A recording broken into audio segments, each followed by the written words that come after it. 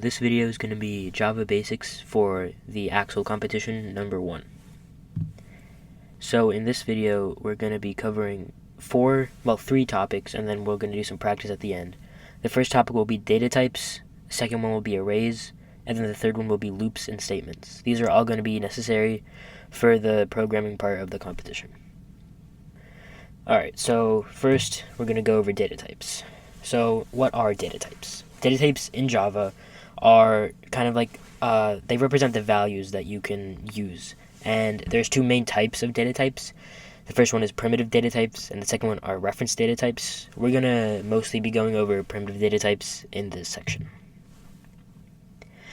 So the first primitive data type that we are going to be discussing is an integer, and your integer is just the basic whole number value in Java. So as you can see here, in Java, we use the int prefix to declare the integer data type, and it's just your common everyday integer, like number. So here's a little example, simple code. We went over the class and methods in class, but I can go over it again. So public class demo, the name of the file is demo, so this would have to correspond to the name of the Java file. So this public class is kind of like the big container where all the code in, for example, in this, all the code is going to be in the public class demo in the yellow brackets. So over here and over here. And then here, public static void main string args, that's just for the main method. Your method is where your actual, actionable code is going to be, and those methods are always inside of a class. So the main method inside of our public class demo, it houses all the code. So here we can see we're declaring our integer variable x. So int is the prefix you use for all integers, x is the name of your variable, and then equals 5 is the value of that variable. So here we have an integer whose name is x, and that is equal to 5. And then always remember the semicolon at the end of every line. And then after that, we use the output command system.out.println, and then we just plug in x in the parentheses, and then we will print out the number 5. That's the output. So that's just a simple thing to just get you used to integers.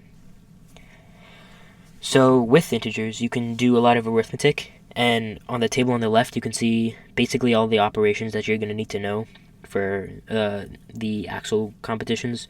First one is addition. It says 2 numbers, but you can do as many as you want as long as they're integers. So operations plus is addition, minus is subtraction, the star, which is shift 8 on your keyboard, is multiplication, the slash is division, and then the percent sign is modulo, which kind of is just a remainder. So if you were to do 10 modulo 2, the answer would be 0, because there's no remainder when you divide 10 by 2. But if you were to do 11 mod 2, the answer would be 1, because the remainder is 1. 11 divided by 2, the remainder is 5 remainder 1, so the answer would be 1. Alright, another example of integer arithmetic. Here we have the same declaration, so we have int x equals 5, same as before, but now I have another integer, y, which is equal to 4. And we do the same thing, we output x plus y, which would be 5 plus 4, which is 9. So that would be the output, 9 at the bottom, that's the output. Right, so the next thing we're going to talk about is doubles, which is kind of like an integer, but integers are only whole numbers, and doubles can have decimals in them, which is kind of really useful for when you're trying to have more precise calculations in your code. So, little example using doubles. It's the, for doubles, instead of int, that would be the prefix for integers. For doubles, it's just the whole word double. So you would have double, and then the name a equals whatever you want, 10.5. And then you have another double b, which equals 7.4. And then you can do all the arithmetic the same as the integers, but it'll just be for the doubles.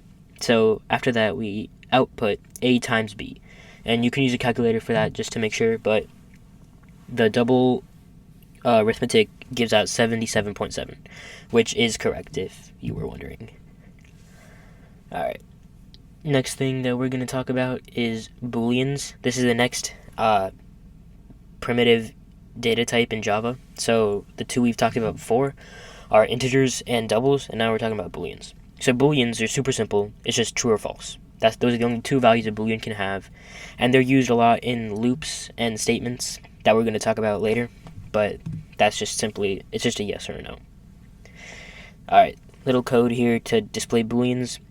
The prefix for Booleans is also the whole word Boolean, and the name bool1 equals true. Make sure the first letter, whether it's true or false, make sure the first letter is always lowercase, because in different languages they need it to be uppercase, but in Java it needs to be lowercase. So we set the Boolean to true, output that. Obviously it'll be true. It'll output true. Alright, the next primitive data type that we're going to go over is characters, and characters are single like letters. So it would be like the letter A, or like the letter Q, or whatever. And they're denoted with single quotes. That's super important, single quotes, because there's another type that has double quotes. So characters, they can be used for like comparison. You can get them out of arrays, which we're going to talk about later. And also, when you do the arithmetic things on them, it's not gonna be like, you can't do like a plus b equals ab. If you do that simply, it'll be the Unicode values of the characters. So like, there's like a chart for that. But yeah, you got to make sure for that, because a lot of people get messed up on that. So simple code using characters. The prefix for characters is char, char. So it's not character, it's just char. And then the name x equals y, because it's just one character. Character y equals n, kind of confusing, I know, but whatever. And then when you print out x, you would expect y to be printed out for the first statement. Second statement, x plus y. We'll see what happens with that. And then the third statement, x double equals y. Double equals means it means like they look the same. So does x look the same as y? No, obviously, so that would be false. And for the second statement, well, there's two options. You could either have the second statement, x plus y, that could either equal just yn, because that's just an amalgamation of the two characters, or you could have like the Unicode numbers of each characters, and that would be the answer. So let's see what the output is of this code. Alright, so for the first statement, it's super simple. Print x. X is just the character y, so it prints out y. For the second one, it actually did turn out to be the Unicode. And so if you look it up, the Unicode for the character y is 121, and the Unicode for the character n is 110. So the Java adds, instead of the actual numbers, the actual characters, it adds the actual numbers. So it would be 121 plus 110, which is 231. And then for the last one, we said it would be false, because y is not the same as n. Alright, next thing we're going to talk about is strings. Strings are kind of like characters, but they're a lot more useful, and you can have more than one character in a string. String can be a word, a sentence, a character. It can be, but you have to denote it with double quotes. That's the difference between strings and characters. Strings are double quotes, and characters are one quote. Also, strings cannot be changed once they are initialized. That's going to be important. Alright, so simple code to demonstrate strings and how they work. The prefix for strings is a capital S string. You gotta make sure. Everything else was lowercase until now, but strings are uppercase S. So string str1 equals hello, string str2 equals world, and then string 3 is just str1 plus str2. So the first output here, when you print, the first print statement is just printing out str1, so that would just print out hello. The second print statement prints out str2, which would be world, and then the third statement prints out str3, which is str1 plus str2. So the third statement, if it was just characters, it wouldn't work, because there's more than one character. But if it were, it would be the Unicode, but that's not how strings work. So the strings would just bunch the two strings together. So string 1 plus string 2 would be hello world. And that's what string 3 is. So it would print out hello world, and then hello world. Alright, so now we're done with the data types for Java for now, and now we're going to talk about arrays. So in Java, arrays are basically a collection of different data types. So you can have integer arrays, string arrays, character arrays, anything you want, you can have an array of that. And as you can see on the left, that's just kind of how you can visualize them. So the array would have indices 0, 1, 2, 3, 4, and then the values corresponding to those indexes. So to create an array in Java, there's a specific syntax that you need to follow. So here you can see 3 different types of ways to declare arrays. The first one is just you initialize it. You declare it as just the name and the type of data type that the array is going to be. So it would be int and then the square brackets, not the curly brackets. So int, square brackets, and then the name of your array. So it would be int, square brackets, and then numbers. Let's just say. Second way, you can initialize the array and also have the values that you want in the array in the declaration. So it would be declared with initialization. So it would be int, brackets, the name of the array, and then the values inside the array. So you'd have 1, 7, 4, 11, 10 in the integer array. And if you were to have like strings or characters instead of integers here, or doubles in there instead of integers, it just wouldn't work, because you need to have the int correspond to the things inside of the braces. And then the third way is to declare the array and also have the length of the array declared, but not the actual stuff inside of the array declared. So you do that same on the left side, the integer, square brackets, the name, and then you would have this syntax, new int has to be the same on both sides, and then the length of your array. So in this case it'd be 5. Alright, so this is going to be the hardest part with arrays, the indexing. Indexing is basically the number given to the value at the specific location in the array. So on the bottom right you can see this is an array of integers that's four integers long, and the first one is 3, 7, 12, and then 15. So indexing always starts at 0 in Java and in most computer science. So if you were to want to find the value at index 0, that would be the first value, and then index 2 would be the third value, and like that. So here's another example. We have an integer array that's named numbers with these values, and then so if we wanted to find number 0, that would just be the first value, so that'd be 10. And then numbers 2 wouldn't be the second value, it'd be the third value, because it starts at 0, so 0, 1, 2. 0, 1, 2, it'd be 30. So that's how the array indexing works. And just always remember that the indexing starts at 0. Alright, so here's a little example with arrays and array indexing. So here we initialize an integer array called numbers1, and we initialize it so that we have the numbers in the initialization. So we have 1, 7, 4, 11, and 10. And then we create an integer named third number, and based on the name we can guess that we want to find the third number in the array. So the way we do that is we find first the index of the third number, so it'd be 0, 1, 2. The index would be 2 for the third number. And then the way we access that from the array is we have the name of the array, and then the square brackets. And then inside the square brackets, we have the index of the number that we want. So for the third number, the index would be 2, and this would be the syntax of getting it as the third index of the array. And then after, we just print out the new variable that we found, which corresponds to the third number in the array, and as you can see, it outputs 4. Alright, so now let's do another very important function with arrays, is the length of the array. So if we initialize the array like this, then we don't, if it's like there's a lot of numbers, because there's not usually just like this little numbers, there's a lot of numbers, and you don't know this specific number, like the length of the array, and you need that, then you would use the .length function on the arrays. So we have the same arrays as last time, and then we create a new int called array length, and then we want to get the length of the array. So we do the name of the array, no brackets or anything, and then .length. That would return the length of this array. And as we can see, 1, 2, 3, 4, 5, there's 5 things in the array, so the length would be 5. So then we print out array length, and then it should print out 5. And that's what happens. So that's the arrays and the major functions with those.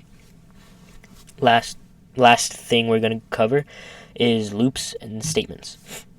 So first loop we're going to cover is a while loop, and while loop is basically the simplest way to loop over something, and it runs the block of code while a condition is being met.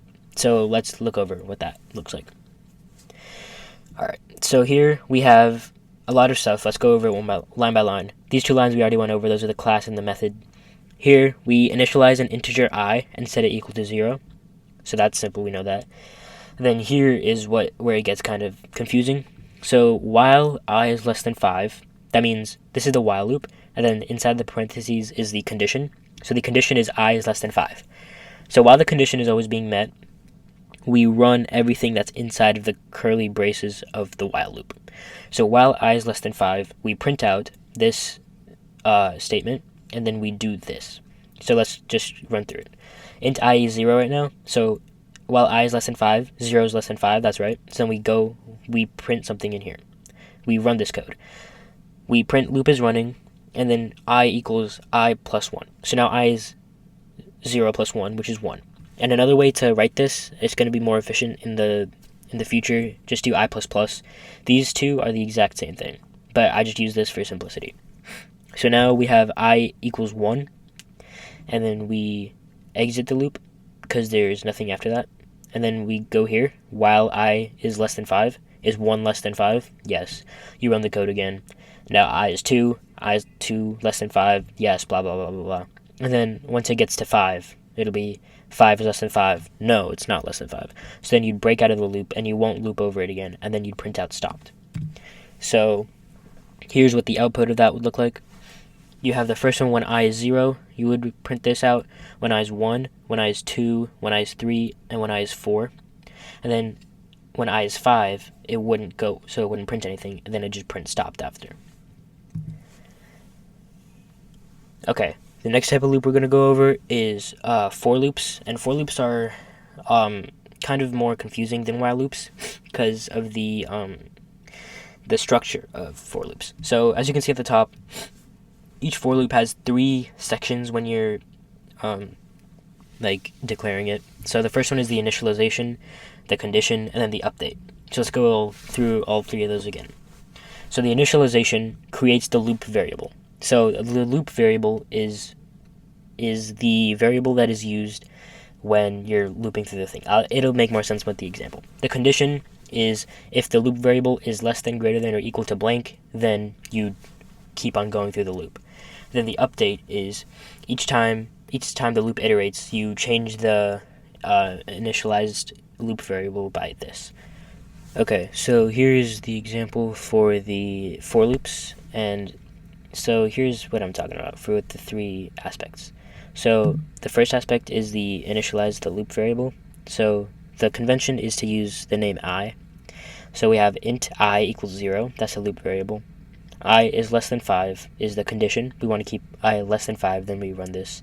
And then every time the loop iterates, we do I plus plus, which we talked about before, means I equals I plus 1. So we're just iterating plus 1 every time. So initially I is 0, so we print out whatever's in the loop because 0 is less than 5. Loop is running, I equals whatever I is. So that's what we get. The first line, the output line, says loop is running, I equals 0. Next, we iterate the loop, so I plus plus means I is 1 now, and is 1 less than 5, yes, so it prints out the thing. Second line, loop is running, I equals 1. Iterate again, I equals 2 now, it keeps on going until I equals 4. Now, I equals 4, 4 is less than 5, so it prints out the thing, and then it iterates the loop, 4 equals 5 now, but is 5 less than 5? No, so it stops at I equals 4. So we can see that if it's 0 to 5, there's 5 outputs. So that's kind of like a fun little thing. If it's 0 to 5, 5 outputs. If it was 1 to 5, there'd be 4 outputs. And if it was like 1 to 6, it'd be 5 outputs again.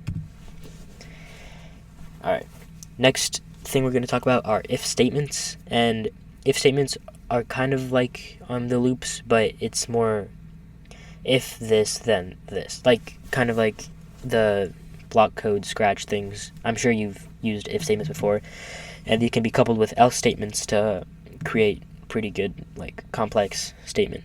logic. So here we see initialize variable x as 10, if statement, and then inside the parentheses is the condition, same as the loops.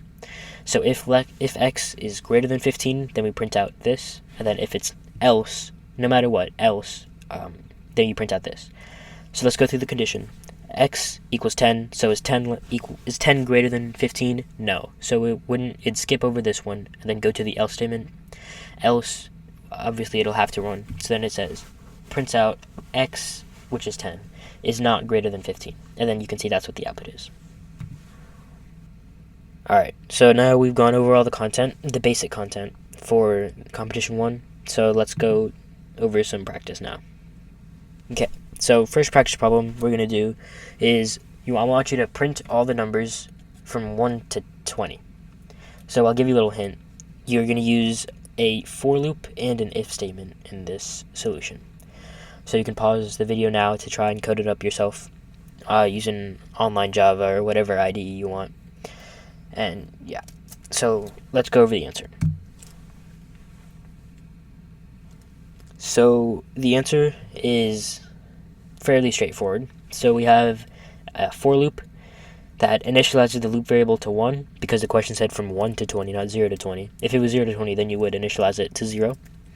The condition is less than or equal to 20 because we want it from 1 to 20, not 1 to 19. So we need to include 20 in the condition. And then we just loop it by 1 every time so that we get every number and we don't skip any.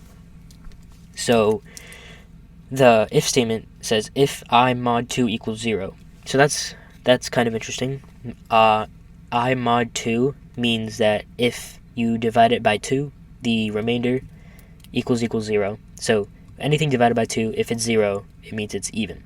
So that's a fun little way to find an even number in anything. So you do mod 2 equals 0, that gives you if it's even or not. So this condition would, for let's just say the first loop, I equals 1. 1 mod 2 equals 0? No, 1 mod 2 equals 1. So that would be false, and it would just skip that if statement, and then it would reach here, and then redo the loop. Now it'd be I equals 2. Now 2 mod 2 equals 0, that's right. So you would print out 2. And then you just keep on doing that for all the numbers until 20. And that's the logic behind this. And then it prints out all the numbers from 1 to 20 that are even. Okay, so the next problem is a little bit harder. And so the goal is to check all the numbers in an array. And if the number is even, then we want to print it out. And the array is given to you at the top. And you can try this on your own. And I'll go over the answer now. So this problem is a little bit harder than the other one, so let's go through it line by line. First line in the main method, it's what I gave you in the problem. It's just the array. And then we want to loop through everything in the array, and then we want to check if it's even, and then we print it out. So the way we loop through everything in the array is with the for loop. Initialize the loop variable as 0, because indexes always start at 0, and it's a good practice to always start at 0. And then the condition, I is less than array.length. That's the important function I told you to remember before, because we don't know, well, we do, but that's like hard coding it. We want to be able, if the array was changed, it'll still work, because array.length always references the length of this, and we don't need to hard code it in. And then the loop variable is I++, because we want to go through every single array without skipping any of them. Inside the for loop, we have an if statement. If array at index I mod 2 equals 0, which means if the array at this index is even, then we print out the array at that index. So let's go through the first few. So I is 0, so if array at index 0 mod 2 equals 0. Let's look at array at index 0. Array at index 0 is 10, so 10 mod 2, it does equal 0 because 10 is even. So then we print out 10. Next one, I equals 1. Keep on going. Array at index 1 is 13. Is 13 even? No, it just skips over it. And then array at index 2 would be 2. 2 mod 2. Yes, that's right. So then it keeps on going all the way until it reaches this, the end, 6, because array.length equals 6. So if I is less than 6, then it stops. I mean, it keeps on going. If I is greater than 6, greater than or equal to 6, it stops. So the index would be 1, 2, 3, 4, 5, 6. No, it would be 0, 1, 2, 3, 4, 5. Sorry, the index would be 5. So array at index 5 would be 6. Yeah. And then so it just prints out all the even numbers of the array.